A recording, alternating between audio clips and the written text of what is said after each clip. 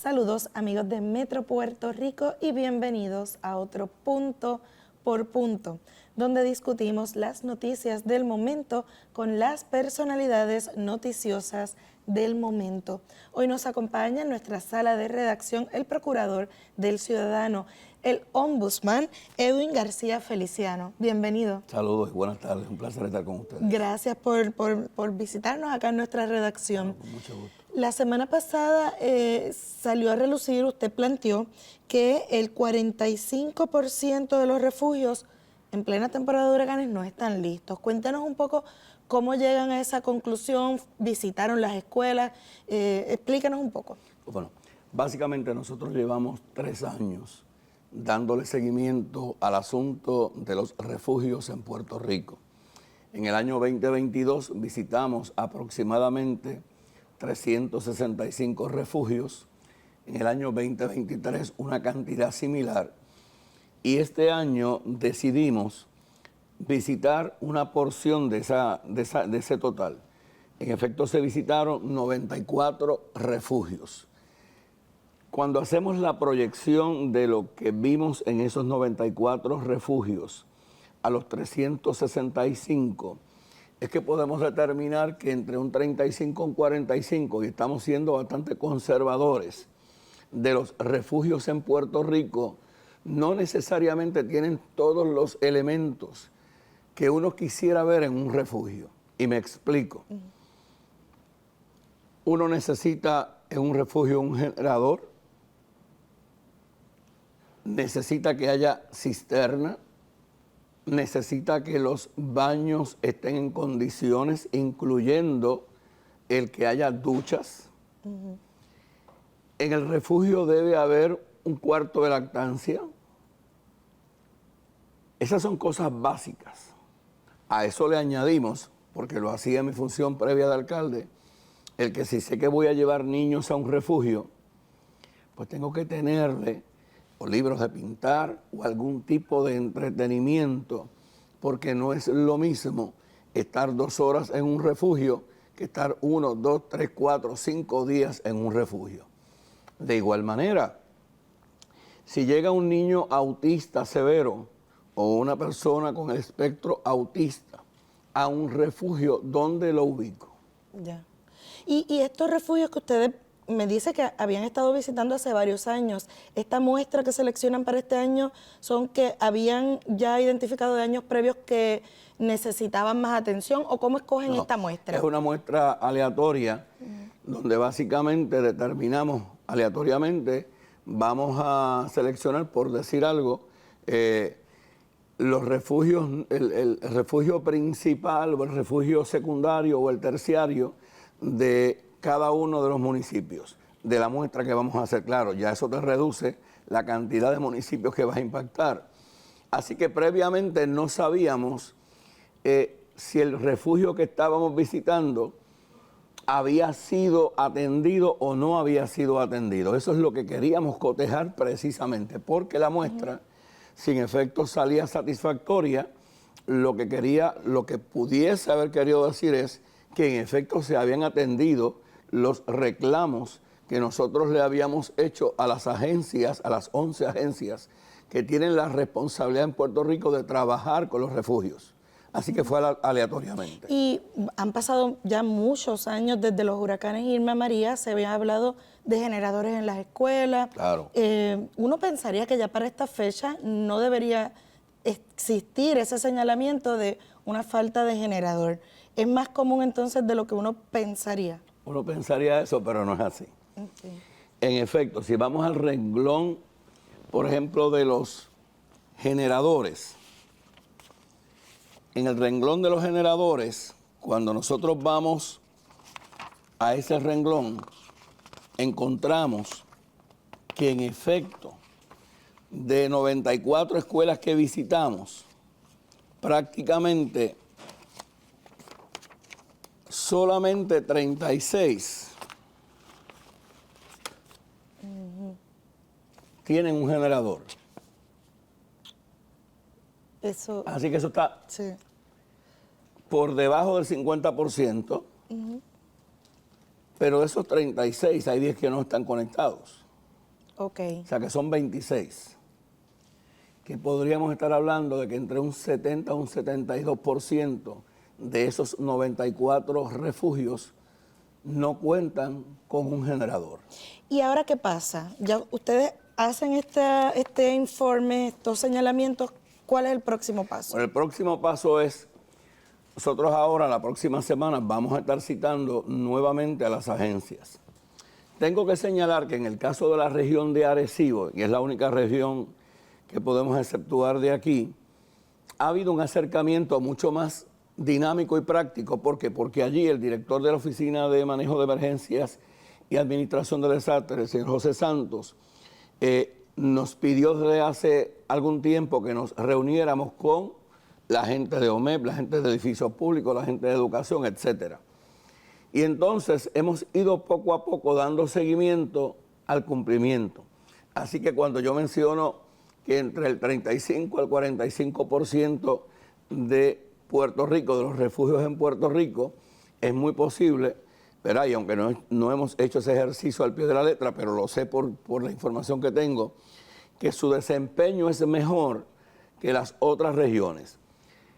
Nosotros, cuando reunimos al grupo de trabajo, incluyendo al amigo Nino Correa, al secretario de la Vivienda, al representante de edificios públicos, al de educación, a todas las agencias, lo que le pedimos es, vamos a trabajar por región, vamos a darle un seguimiento constante. No pretendemos que de hoy para mañana, si ya no lo hicieron en 7 años, pues tengan todos los generadores, pero pretendemos que si hoy hay 50, pues quizás dentro de 3 meses haya 75 y dentro de 2 meses más haya 100. Pero llevamos ya 2 años y medio dándole seguimiento al asunto y no se ha avanzado demasiado. ¿Y qué le dicen, por ejemplo, en esos 2 años y medio? ¿Están los fondos, no están los fondos? Cojamos el caso de educación. Cuando hablamos del Departamento de Educación, Educación contrata con la Autoridad de Edificios Públicos y específicamente tenemos que saber si contrató el generador o no lo contrató. Si no lo contrató, se lo tengo que responsabilizar a la Oficina de Manejo de Emergencia, la Oficina de Mejoramiento de Escuelas Públicas. Y le corresponde a esa oficina atender el asunto del refugio. Si lo contrató con la Autoridad de Edificios Públicos, le corresponde a la Autoridad de Edificios Públicos. En el caso de educación, nos dijo hace más de un año, estamos gestionando las placas solares, las cisternas. A esta fecha todavía no tenemos una contestación formal. Entonces, nos han cancelado varias reuniones. Entonces, lo que le estamos pidiendo es, si vas a mandar a buscar las cisternas, pues dime en qué refugio las vas a ubicar, pero no es solamente tener la cisterna físicamente, es que la tengas conectada, es que sepas quién va a suplir agua potable cuando, o el agua que sea, ¿verdad? Porque hay cisternas que son de agua potable y cisternas que no lo son. ¿Quién va a suplir esa agua para los baños? ¿Quién va a suplir el agua para el comedor? ¿Quién va a arreglar esa cisterna si se daña? ¿Quién va a arreglar el generador?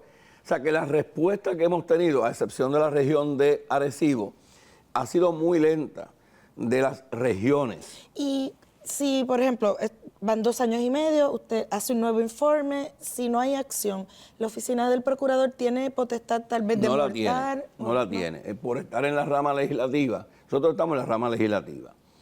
Y es un debate si la oficina nuestra tiene o no la facultad, o puede tener o no la facultad de multar. Por la idiosincrasia de la rama legislativa, no debe tener la capacidad de multar. Eso le corresponde a las agencias de la rama ejecutiva. ¿Podría entonces ser referido? Claro que sí. Y eso es lo que nosotros nos dirigimos luego de esta sesión de reuniones que vamos a tener. Si no ocurre lo que debe ocurrir, sé que ahora el Departamento de Educación mandó a comprar sobre 300 generadores. Pero la información que recibo esta semana es que no necesariamente hay una correlación del generador que se compra con la ubicación de la escuela que tiene el refugio. Por lo tanto, ¿qué necesitamos? Que ese generador que se compró corresponda al refugio principal de esa municipalidad. Que el segundo generador corresponda o a otro refugio principal dentro de esa municipalidad o al refugio secundario, y así por el estilo, que por lo menos en cada municipio el refugio principal tenga un generador, exceptuando de ahí las ciudades más grandes como San Juan, Bayamón, Caguas, Carolina, que deben tener una cantidad de refugios mayores. Pero eso es lo que debe ocurrir, así que sabemos que se dio esa orden de compra, sabemos que ya se adquirió, ahora corresponde ubicar esos generadores y dónde los vamos a ubicar. Quería preguntarle también, en junio, que fue el proceso de las primarias, usted hizo unas críticas sobre cómo corrió el proceso. Claro. Usted participó como observador. ¿De dónde nacen esas observaciones? Bueno, básicamente nosotros en la elección pasada, nosotros nos habíamos acercado al entonces presidente Colomer y a la hoy presidenta interina, la juez Padilla, para hacerle llegar unas preocupaciones muy sencillas del procedimiento. En aquella ocasión no pedimos ser observadores, en esta ocasión sí lo estamos pidiendo, entrar de observadores en el proceso electoral. No lo solicitamos en la primaria y fue por razones muy personales de evitar, ¿verdad?, que se pudiera establecer cualquier tipo de señalamiento de si estamos favoreciendo a uno u otro partido, así que decidimos no hacerlo. En las elecciones sí lo estamos y le enviamos una carta ya a la juez Padilla. Básicamente, el problema del conteo de votos, que tuvo su retraso, el problema del voto adelantado. Por ejemplo, nosotros estamos planteando que es un poco peligroso. Cuando yo voto por correo, que en efecto yo voté por correo, cuando se acredita mi voto, que tiene que ir una identificación ahí, inmediatamente se abre el sobre de papeletas. Por lo tanto, no es poco probable que puedan identificar Edwin García Feliciano. Sí, la secretividad del voto. No necesariamente. Así que lo que nosotros estamos proponiendo es acredita que yo soy Edwin García Feliciano y que soy un elector activo, echa esa papeleta, ese sobre con papeletas en una urna, echa el sobre suyo en una urna, echa el sobre de la joven que está en las cámaras en una urna, porque luego no se puede acreditar que ese primer sobre que se sacó fue el de Edwin García Feliciano. Para que no se ponga en entredicho la secretividad del voto y para que luego no se pueda señalar fulano de tal votó con fulano y votó con fulana. Así que ese es un planteamiento donde la gente, los adultos mayores votan. O sea, el cuadrito ese, cuando uno tiene cierta edad, puede ser bastante preciso en la marca. Cuando uno no tiene esa edad, no necesariamente lo tiene que ser. En el proceso de primarias, ¿verdad?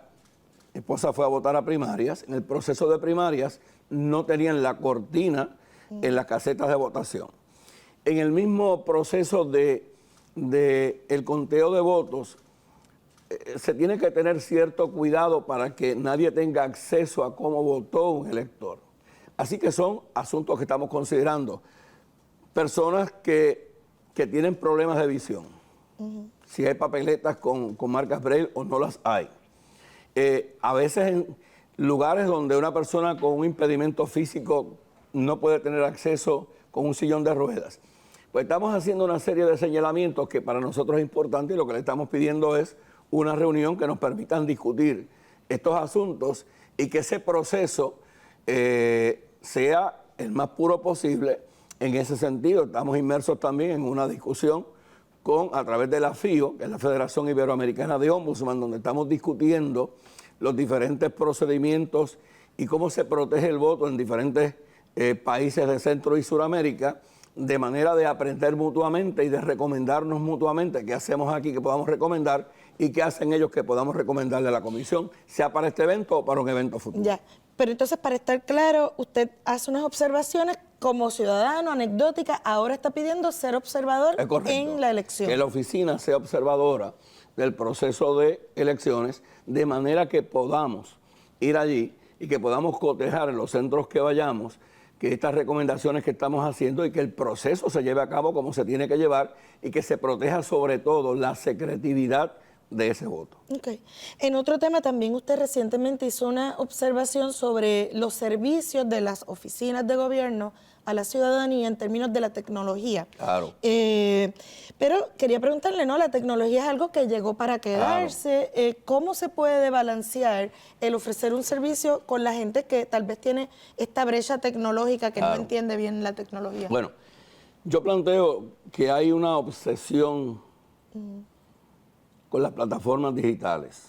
Pero cuando yo planteo que hay una obsesión con las plataformas digitales, no es porque no creamos en las plataformas digitales, sino que tiene que haber un proceso de transición y capacitación y orientación a la ciudadanía cuando cualquier agencia del gobierno de Puerto Rico decide implementar una plataforma digital. Cojamos el caso de los marbetes, que es el que más reciente hemos discutido. Lo que es básicamente el enlace del sello de AutoExpreso con el marbete. Eso hay gente que lo puede hacer muy bien y hay gente que ni aún teniendo cierto grado de educación y capacidades tecnológicas no lo logran hacer.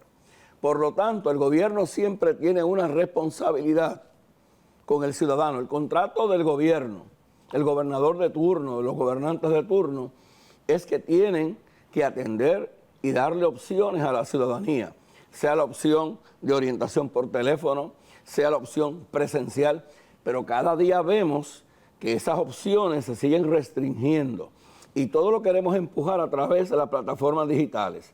Ese es el caso de Suri, ese es el caso de la plataforma digital del Marbete, entre otras. Por lo tanto, nosotros le hicimos una sugerencia hace 1 o 2 años al director de la Oficina de Gerencia y Presupuesto, y es que a través de los gobiernos municipales se pueden asignar recursos económicos para orientar a la ciudadanía. Una cosa que nos preocupa, que la vimos en municipios que visitamos como Comerío, me decía el alcalde de Comerío en un momento determinado, y la alcaldesa de Barceloneta, nosotros tenemos a veces que abrir las cuentas a los adultos mayores. Entonces, ¿quién se queda con esa información? Claro. Entonces, el yerno que hoy es yerno, que abrió quizás la cuenta de su suegro, mañana no tiene por qué ser yerno. Es más, la hija o el hijo que hoy viven cerca de su papá, mañana deciden irse a Alaska o a Hawái. ¿Y quién mantiene el control de esas cuentas? Así que tenemos una responsabilidad de transicionar con educación, pero no puede ser, vamos a abrir una plataforma digital porque nos parece lo más efectivo, porque nos economizamos un dinero, pero eso no puede ser sacrificando los servicios que se le da a la ciudadanía. A mí yo, por ejemplo, resido en Vega Alta y el municipio tiene una oficina en la alcaldía muy visible que le invita a las personas que ellos le hacen las gestiones digitales. Claro. Pero los municipios están a punto de quedarse sin dinero porque se acaba el fondo de equiparación, se acaban los fondos ARPA. ¿Puede el gobierno central entonces delegar ese rol en los municipios? Yo creo que si se le asignan los recursos correspondientes, lo puede delegar. Hay otra alternativa que son los centros de servicios integrados, que vamos a estar haciendo un acercamiento con el secretario de Estado, porque hay centros de servicios integrados alrededor de la isla. Por lo tanto, si yo converso, digamos, con Julia Nazario, digo, Julia, aquí en Loíza, en tu centro de servicios integrados, ¿tú podrías brindar este servicio, por ejemplo, el enlace de lo que es el marbete con el AutoExpreso? Yo creo que me diría que sí. Pues yo creo que debe venir una instrucción, una directriz del gobierno estatal, donde los centros de servicios integrados también se utilicen para llevar a cabo ese tipo de ayuda a las personas que necesiten, obviamente, hacer ese tipo de, ¿verdad?, conectarse a alguna plataforma digital o hacer algún tipo de trabajo a través de las plataformas digitales. Ya.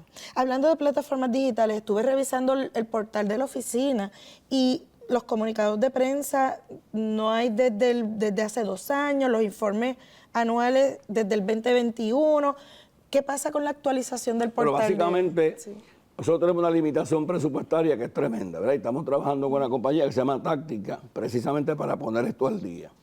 Este año, en este presupuesto, es la segunda vez que nos asignan un poquito más de recursos. Esta es una oficina que tuvo $5.8 millones, 140 empleados, anda con fondos netos, no el Pay As You Go, que eso no lo vemos, con 2.9 de presupuesto, con 58 empleados. Así que en esta ocasión, ese presupuesto está en $3.842.000 aproximadamente, y lo que estamos trabajando es precisamente para que toda esta información que me acaba de mencionar la podamos subir. Nosotros emitimos comunicados de prensa constantemente, pero lamentablemente no tenemos una compañía, no tenemos un personal que se dedique a esto constantemente y tenemos que hacerlo un poco artesanal. Sí. Así que ahora estamos trabajando para corregir esa situación, pero de igual manera es un planteamiento que hemos discutido tanto con representantes del Partido No Progresista, del Partido Popular, indicándole, si ustedes quieren una oficina que pueda fiscalizar adecuadamente y que pueda traer a la luz pública asuntos que no se están atendiendo adecuadamente, también nos tienen que asignar los recursos económicos. Nosotros atendemos al año 25,000 personas, así que en un cuatrienio atendemos 100,000 personas con ese personal, y estamos hablando de 17 a 18 investigadores, cuando es una oficina que debe trabajar con aproximadamente 30 investigadores. Actualmente tenemos oficinas abiertas solamente en Humacao, Caguas, Hormiguero y la oficina central que está frente a la Casa Olímpica. En este presupuesto que se nos asignó algún dinero adicional, pues vamos a abrir oficina en Ponce, en Arecibo y la oficina de Bayamón. Así que eso nos permite tener mayor visibilidad, permite que la ciudadanía igualmente pueda tener acceso a nosotros. Aquí en la oficina principal, que está concentrada actualmente en la oficina de Bayamón San Juan, es muy poca gente que va porque no hay estacionamiento y por lo tanto la gente se cohíbe de ir a esa oficina. Así que lo que queremos es tener mayor visibilidad y que en efecto podamos tener esta información que, como bien señala y tiene toda la razón, que la podamos tener accesible a la gente también. Me menciona que atienden como 25,000 personas siempre al año. Al año. El ombudsman, yo recuerdo por mucho tiempo que se hacían los informes de las agencias con más querella y energía eléctrica y acueductos eran el top. ¿Cómo está eso ahora mismo? Sigue siendo acueducto por la cantidad y el volumen, pero no necesariamente es la agencia que más se tarda en resolver. Es de las más dinámicas en atender asuntos. Nosotros recibimos querellas del Departamento de Educación, que está del Departamento de Transportación y Obras Públicas, dentro del Departamento de Educación de la Oficina de Mejoramiento de Escuelas Públicas, de la Autoridad de Edificios Públicos, de la Policía, que tiene que ver con salarios que no se han pagado, horas extras que no se han pagado. Así que Departamento de Hacienda, que tiene que mejorar significativamente lo que es el servicio al cliente. Y esa es una de las agencias, ¿verdad?, que en el pasado, tanto a su secretario, le señalábamos que no es posible que la agencia que cobra las contribuciones de todo el mundo no tenga el mejor servicio al cliente, y no lo tiene. Sí. Así que es un asunto que tienen que mejorar y que ciertamente aparece como una de las agencias que más casos tiene. Este informe, que debe salir en 2 semanas aproximadamente, todos los años se hace. Y ahí se desglosan la cantidad de casos atendidos por regiones, los casos más sobresalientes y sobre todo, cuando se atienden esos 25,000 casos, se hace una correlación de cuánto representa la gestión de la oficina versus el beneficio que le representó a la ciudadanía. Y en muchas ocasiones estamos hablando de 2.9 millones de dólares, que era hasta el momento, versus el beneficio que a veces oscila entre 15 a 25 millones de dólares. Vamos a coger un caso de 3 empleados del Departamento de Salud, un caso del año pasado.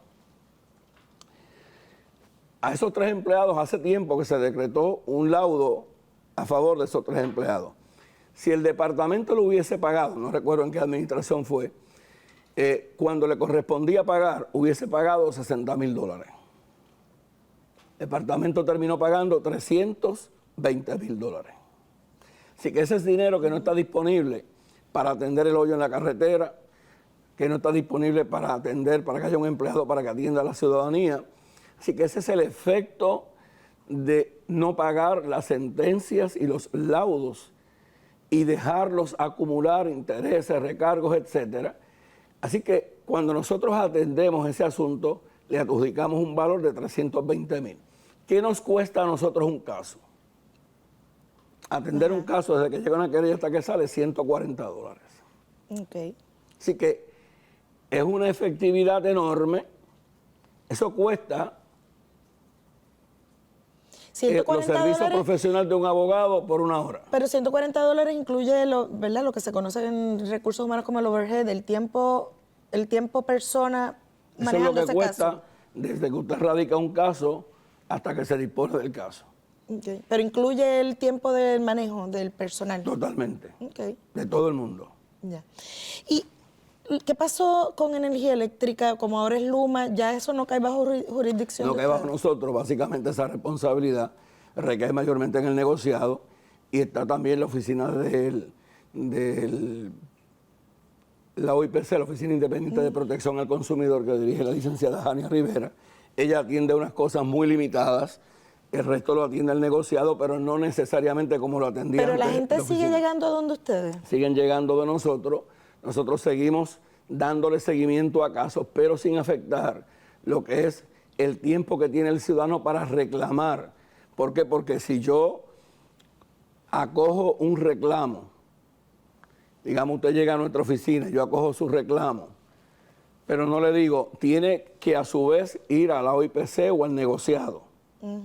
Pues posiblemente no puedo atender su caso, o Luma me levanta bandera, usted no tiene jurisdicción sobre mí, y ya cuando le digo a usted se le venció el término que usted tenía para ir a la OIPC, así que yo tengo que acoger mi caso, pero inmediatamente decirle al ciudadano, tienes que ir o a la OIPC o tienes que ir entonces al negociado de energía también a plantear para que no se te venzan los términos. Lo que sí sigue bajo su oficina es el proceso que supervisa la selección del representante del interés público en la Junta de la Autoridad. ¿Cómo está eso ahora mismo? En el caso de la Autoridad de Energía Eléctrica, cuando solicitó el señor González Ascar, la comisión que se nombró, comité de la OPC, determinó que el señor González Ascar no contaba con el peritaje en asuntos de energía. Él cumplió con todo lo demás. La ley establece, desde hace mucho tiempo, que la persona que ocupe la posición de representante ante la Junta de Gobierno de la Autoridad de Energía Eléctrica tiene que cumplir con peritaje en asuntos de energía. En toda la información que él nos suplió a nosotros, su fortaleza es la tecnología. Obviamente su abogado plantea que su conocimiento en asuntos de tecnología lo convierten en un experto con peritaje en asuntos de energía. El comité decidió que no era de esa manera. Fuimos al tribunal, ellos fueron al tribunal de primera instancia. El tribunal de primera instancia determinó que debíamos ir al tribunal apelativo. A nosotros no nos aplica la ley de procedimiento administrativo uniforme, por lo tanto, teníamos dudas sobre ese particular, pero a pesar de eso, decidimos acoger la recomendación del juez Piovanetti de darle un término para que ellos pudieran entonces ir al tribunal apelativo. En efecto, ese caso está ante el tribunal apelativo, pero tengo que señalar lo siguiente. Desde que nosotros le notificamos al señor González Ascar de que no cumplía con los criterios de la ley, nosotros le notificamos al presidente de la Cámara, al presidente del Senado, al gobernador de Puerto Rico en 3 ocasiones. ¿Por qué? Porque ese procedimiento cuesta cerca de $1 millón correrlo, que nosotros no tenemos. Okay. Cuando vamos a la Autoridad de Energía Eléctrica, nos dicen, nosotros tampoco tenemos dinero. La ley no contempló nunca a Luma, porque la ley es de antes de Luma. Por lo tanto, aunque Luma ayudó en el proceso del envío de papeletas o de la notificación, ¿verdad?, para los que quisieran aspirar, porque las papeletas nunca se llegaron a enviar, me atrevería a decirlo que lo hizo voluntariamente, porque no tenía la obligación de hacerlo. Y ahí había cierta controversia. Nosotros lo que le estamos diciendo al gobernador y a los presidentes de Cámara y Senado es, tienen que asignarnos el dinero si quieren que nosotros reiniciemos el procedimiento. Porque ahora mismo, ¿cuánto tiempo lleva la ciudadanía sin un representante en esa junta? Básicamente, desde marzo 21, creo que fue, sin un representante. Pero si no cumple la persona, no cumple. Independientemente que no esté el representante, él le corresponde a la legislatura y le corresponde al gobernador asignar los fondos correspondientes para que nosotros podamos llevar a cabo el procedimiento.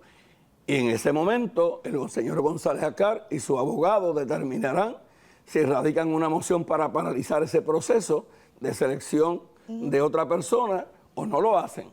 Pero si una persona no cumple por el mero hecho de que esté vacante y que no tengamos un representante, si no cumple, no cumple, a criterio, ¿verdad?, del comité que se designó, que le dio inclusive la oportunidad al señor González Acar, después de la fecha límite, de entregar información adicional, que se le dieron 5 días, y en un solo día entregó lo que él entendía necesario. Luego radica mociones para que se le permitan hacer entregas y para que se le permita tener un tú a tú con el comité. Así que nosotros entendimos que él había tenido fecha, tiempo suficiente, no quiso agotar ese término, por lo tanto entendimos que lo propio era que el Tribunal de Apelaciones evalúe qué quiere decir peritaje en asuntos de energía. Por último, en este cuatrienio hemos escuchado también propuestas de eliminar distintas entidades y entre esas está el Ombudsman. Claro.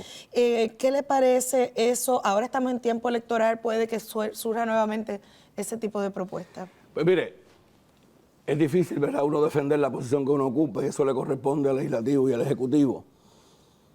Todos los años hay 25.000 personas, aproximadamente entre 20 y 25, que van a nuestra oficina. Porque X o Y agencia no los atendió. Porque X o Y agencia no le dio seguimiento. Porque nadie le da seguimiento a los refugios. Porque nadie le da seguimiento a las escuelas abandonadas. Porque nadie le da seguimiento a dónde estacionan las ambulancias en el centro médico. Porque nadie le dio seguimiento cuando hay una filtración de información en las agencias del gobierno de Puerto Rico. Porque nadie hizo un inventario de cuántas situaciones tenía el Departamento de Transportación y Obras Públicas en las carreteras que nosotros hemos ido atendiendo. Porque nadie le dio seguimiento a cuánta rotulación se cayó en las escuelas que nadie había puesto, que hoy está poniendo tanto la Autoridad de Carreteras como el Departamento de Educación. Todo eso, con ese presupuesto, con ese personal, nosotros hemos hecho investigaciones de cada uno de esos asuntos. Si el gobierno entiende que eso no es necesario y que no es necesario que la población tenga esta o cualquier otra oficina donde puedan ventilar los problemas que no atienden las agencias, es una decisión que tiene que tomar la rama ejecutiva y la rama legislativa. Mientras nosotros vamos a seguir trabajando, nuestra oficina está abierta para preguntarnos de cualquier investigación, para nosotros someterle copia de cualquier investigación que hemos hecho, es documentación pública de todo lo que hacemos allí. Así que esa información está disponible. Bueno, procurador, gracias por haber estado con nosotros en este punto por punto. Gracias. Ya estaremos dialogando más adelante. Claro que sí, muchas gracias. Ustedes, amigos de Metro Puerto Rico, los invito a que se mantengan conectados a todas nuestras plataformas digitales.